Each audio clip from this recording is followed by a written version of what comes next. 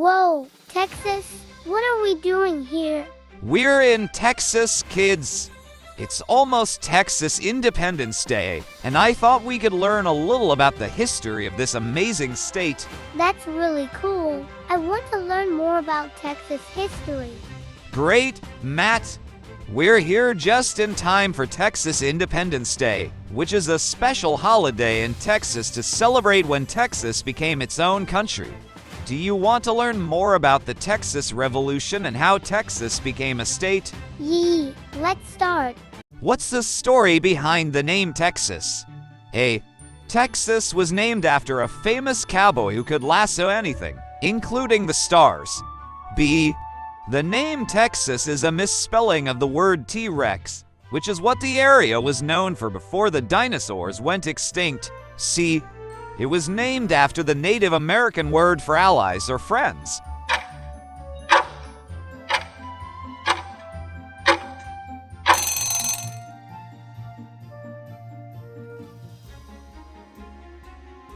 In 1540, some Spanish explorers went to what is now East Texas and met some Native American people called the Caddo Indians. The Caddo people were friendly with the Spanish and called them Tejas, which means friends or allies. The Spanish explorers were so pleased to have made some new friends that they decided to take this word back home with them. And in Spanish, Tejas became Tejas. Then, many years later, when Texas became a state in the United States, they decided to use this name too. And that's how Texas got its name, all thanks to the kindness of the Caddo people and the adventurous spirit of the Spanish explorers. Wow, that's so cool. Making new friends is always a good idea. Did you know that there were some other theories about the name, Texas, that said it came from a famous Tejano bandit named Juan de los Santos? What? That would have been so cool if it were true. So, how about the theory that Texas was named after a cactus plant?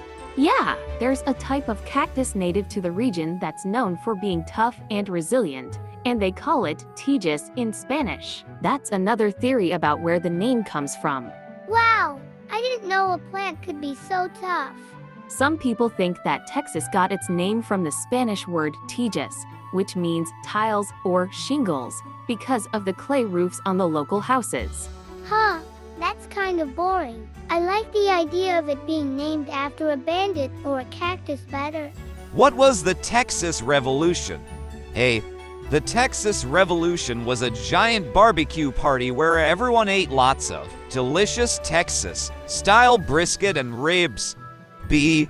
The Texas Revolution was a series of epic arm wrestling matches between Texans and Mexicans to determine who was the strongest. C. The Texas Revolution was a big fight between Texans and Mexicans over who should control the land and government in Texas.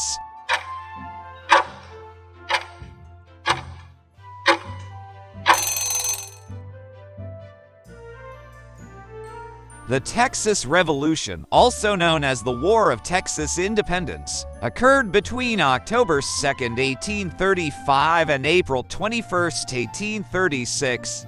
The Texas Revolution started because people from the United States moved to Texas, which was part of Mexico. The Americans and Mexicans had differences in language, religion, and how the justice system worked. Mexicans were against slavery, but many Americans believed in it. There were also problems with the Mexican government, including high taxes and less democracy. Some Americans wanted Texas to be part of the United States. All these problems made the Texans unhappy, so they decided to fight for their independence. Wow, Texans and Mexicans had so many differences. It's like they were from different planets or something. Ha! That's one way to put it, Matt. But remember, it's important to respect and understand different cultures, even if we don't always agree with them. I have some fun facts for you guys. Because Texas is so close to Mexico, Texans have developed a cuisine that's a mix of Mexican food and American cooking called Tex-Mex. They are not totally different, right? What is the Alamo? A.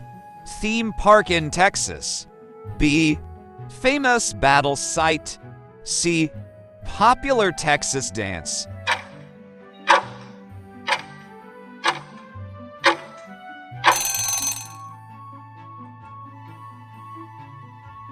The Alamo was a big, bad battle that happened in Texas a long time ago. The Texans were fighting for their independence from Mexico, and they made their stand at the Alamo. The Texans were really brave, but unfortunately they were outnumbered and they all died in the battle. That's so sad. Yes, it was a really tough time for Texas, but the bravery of the Texans who fought at the Alamo inspired others to keep fighting for independence. And eventually, the Texans won and became their own country. Wow, that's really cool. The Alamo must be a really special place for Texans. Yes, it definitely is. The Alamo is a symbol of bravery and sacrifice for the people of Texas, and it's a really important part of Texas history. I am often referred to as the father of Texas's. Who am I? A. Sam Houston. B. Stephen F. Austin. C. Davy Crockett.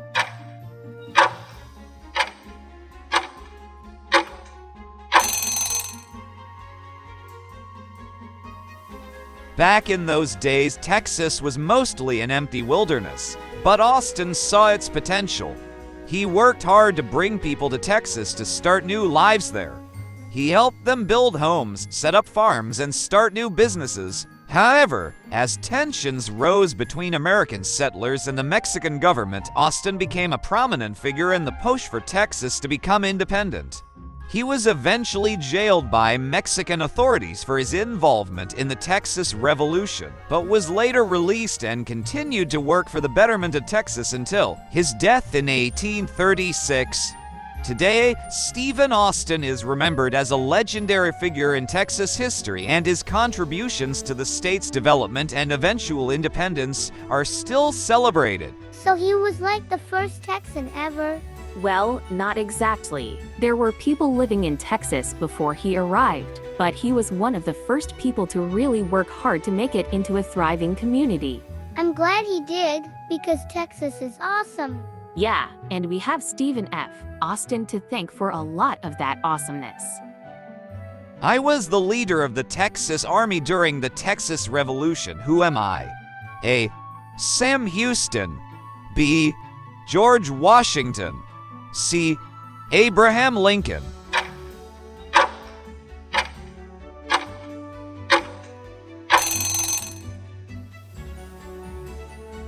Once upon a time, there was a brave man named Sam Houston who fought in the Texas Revolution. You see, Texas used to be a part of Mexico, but the people who lived there wanted to be independent and have their own country. Sam Houston was a big part of making that happen. He was a smart and tough leader who knew how to fight battles. He led the Texans to some important victories against the Mexican army, and his biggest win came at the Battle of San Jacinto. This was a big battle where the Texans were outnumbered, but Sam Houston and his troops still managed to win. They yelled, "Remember the Alamo," as they fought, which was a famous battle cry of the Revolution. I wrote the letter to the people of Texas and all Americans in the world. Who am I? A. William Barret Travis. B. Davy Crockett. C. Stephen F. Austin.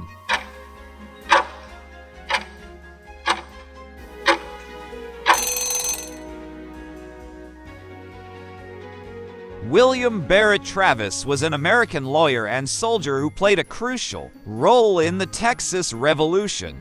He was the commander of the Texan forces at the Alamo and wrote a letter called to the people of Texas and all Americans in the world asking for reinforcements. Despite being heavily outnumbered, Travis and his men fought bravely until the very end. Although they ultimately lost the battle, their courage and sacrifice inspired others to continue fighting for Texas's independence. William Barret Travis was only 26 years old when he wrote his famous letter. The original letter written by Travis is now lost, but historians have recreated the letter based on other accounts and eyewitness reports. I was a hero in the Alamo battle. I was famous for my knife, sharp and strong as a bow. Who am I? A. Abraham Lincoln. B. James Jim Bowie. C. Thomas Jefferson.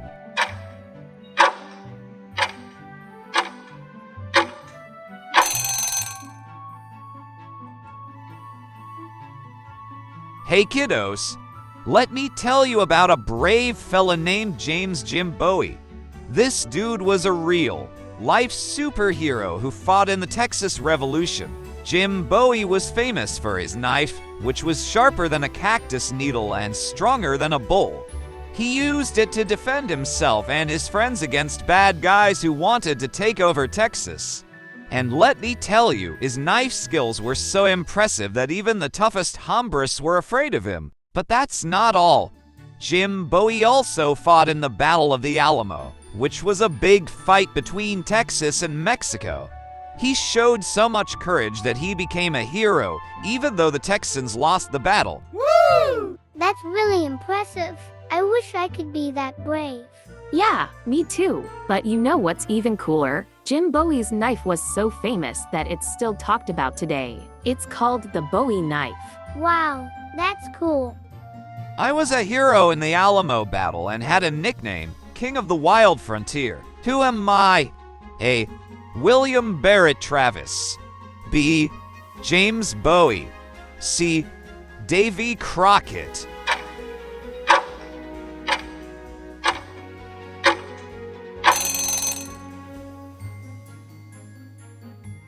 Davy Crockett was a frontiersman and a politician who became famous for his bravery and fighting skills. He was one of the many Americans who came to Texas to fight for their independence from Mexico during the Texas Revolution. Davy Crockett and some other men were at the Alamo, which was a big battle in the Texas Revolution. He fought bravely, but unfortunately, he and the others were outnumbered and they all died in the battle. Davy Crockett is remembered as a hero for his bravery and his fighting spirit during the Texas Revolution. Some people even say that Davy Crockett wore a really cool hat made out of a raccoon skin. That's why you might sometimes hear people call him the King of the Wild Frontier. So cool. He must have been really brave to earn a nickname like that. I want to be like Davy Crockett when I grow up. Well, Matt, it's great to have a hero to look up to. But remember that being brave doesn't always mean fighting in battles. You can be brave in your everyday life too, by standing up for what's right and being kind to others. What did Texas become after winning the Texas Revolution? A. A part of Mexico. B. An independent country. C. A state in the United States.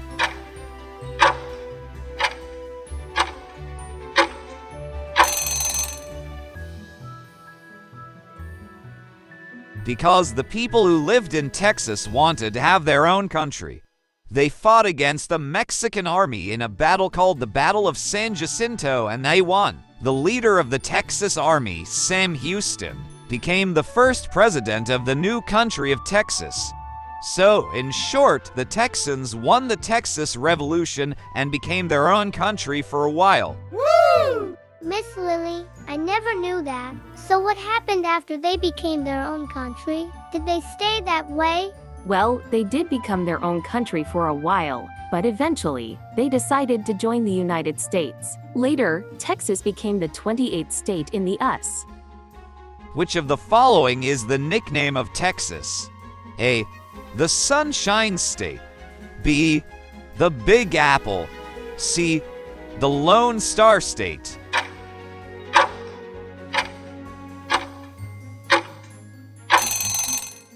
Hey Lily, do you know what the nickname of Texas is? Of course I do, Matt. It's the Lone Star State. Oh yeah, I've heard that before. Why is it called that? Well, the nickname comes from the single star on the Texas state flag, which is a symbol of Texas's former status as an independent republic. Do you know any other nicknames for other states? Yeah, I know how California is the Golden State, New Jersey is the Garden State, Florida is the Sunshine State, Georgia is the Peach State, and many other states have really cool nicknames. Well, kiddos, our wild ride through Texas history has come to a close. From cowboys to pioneers and revolutionaries to heroes, we've seen how Texas has always been a land of adventure and bravery. Today, on Texas Independence Day, we honor the brave Texans who fought for freedom from Mexico. They showed us what it means to have true grit and determination, and their legacy lives on in the Lone Star State. But as we head back to reality, we can take with us the spirit of adventure and courage that Texas embodies. Remember the Alamo, remember the brave pioneers who tamed this land, and most importantly, remember the brave Texans who made Texas what it is today. Thanks for joining us on this journey through history, and always remember to keep your boots on and your head held high. Yeehaw, kiddos!